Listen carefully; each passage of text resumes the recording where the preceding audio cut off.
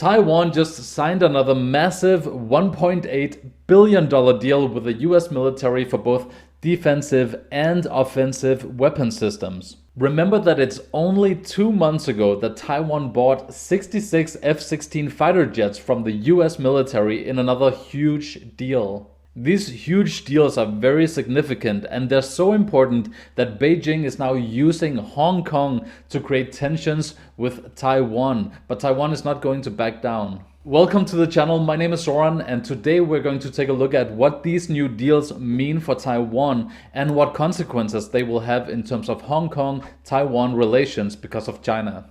Alright, so Taiwan is very aware that China wants to take over control in Taiwan, just like they've done recently with Hong Kong to some degree. So now Taiwan is beginning to make these military agreement pacts with the US military. This huge new deal is part of that initiative to make sure that Taiwan can keep its independence from China. The BBC is reporting on this very issue in this article. Let's take a read. The US approves massive $1.8 billion arms deal for Taiwan. The US has approved arms sales to Taiwan worth around $1.8 billion in a move that is likely to increase tensions with China. The Pentagon has said the deal comprised 3 weapon systems, including rocket launchers, sensors, and artillery. So this new deal is made up of both defensive but also offensive weapon systems from the US military. So obviously the Chinese government is not too happy about the whole situation. The article goes on to read, Taiwan, which considers itself a country, is seen as a renegade province by China. Tensions have increased in recent years, and Beijing has not ruled out the use of force to take the island back. Last week, US National Security Advisor Robert O'Brien said that while he did not believe China was ready to invade Taiwan, the island needed to fortify itself for the future. Taiwan's defense ministry said the weapons would help it build credible combat capabilities and strengthen the development of asymmetric warfare. Alright, so what the article is saying here is that Taiwan has good legitimate reasons to fear that China is planning a hostile takeover of Taiwan. So in response to that, Taiwan has gone out and made these military pacts with the US military. The problem here is that the Chinese government is seeing that as foreign interference, so that might be prompting the Chinese to take action way quicker than they might have done otherwise. So they see the ramping up militarily in Taiwan, and now they think they need to step in way faster than they might have otherwise. Taiwan is kind of caught in the middle because they need to defend themselves, but China is seeing them as a renegade state, so now they're seeing this, in their eyes, renegade state build up their military, and that's considered a clear hostile threat by China. Let's wrap up this article.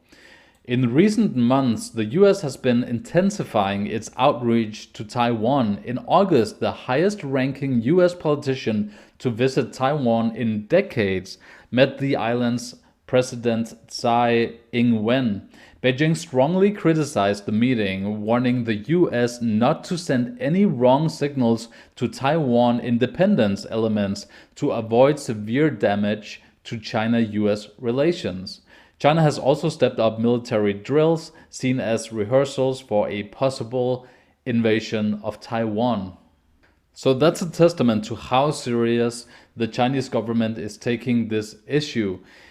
I think the Taiwanese government would love a military alliance with the US to add some extra security, but so far that's not on the horizon. So far it's only been these single deals.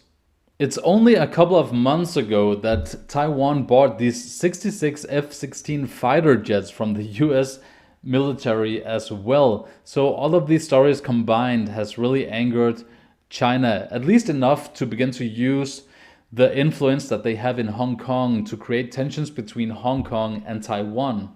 And I just want to be clear, when I'm talking about Hong Kong, I'm not talking about the people of Hong Kong, because I think they like the people of Taiwan, and the Taiwanese people like the people of Hong Kong because they can kind of relate to their situations, right? I'm talking about the people that the Chinese government put in place in Hong Kong. So now China is using those people inside Hong Kong to create division between Hong Kong and Taiwan. The reason they're doing this is that I don't think right now China can be seen to be pressuring Taiwan too much because it looks bad in the eyes of the international community. So you're getting headlines like this one: South China Sea missile drills to blame for Taiwanese plane being turned back at Hong Kong, source says. When you see headlines like this, you can be sure that it's the Chinese officials within Hong Kong that are making this happen. You wouldn't have seen this too long ago. It also says, dangerous activities cited by city's civil aviation department as reason for blocking Uni-Air flight last week was actually a PLA air-to-air missile exercise, insiders say. So on the surface, it looks like there are Hong Kong-Taiwan tensions because now China is more in control in Hong Kong. But when you look deeper into the issue, obviously it's not the people of Hong Kong coming after the people of Taiwan. It's just the Chinese government doing what it's always doing, right? So take a look at this also. Hong Kong blocks Taiwan from reaching disputed Pratas Islands, saying airspace around disputed territory is closed until further notice. Taiwanese government releases full transcript of conversation between two aviation authorities. Hong Kong tells Taipei the flight path to the islands, governed by Taiwan but claimed by Beijing, now lie in danger zone. These stories, they really serve two purposes for the Chinese government.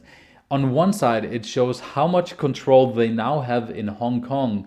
And on the other side, it shows Taiwan how difficult they can make life in Taiwan if they continue to do these deals with the US military.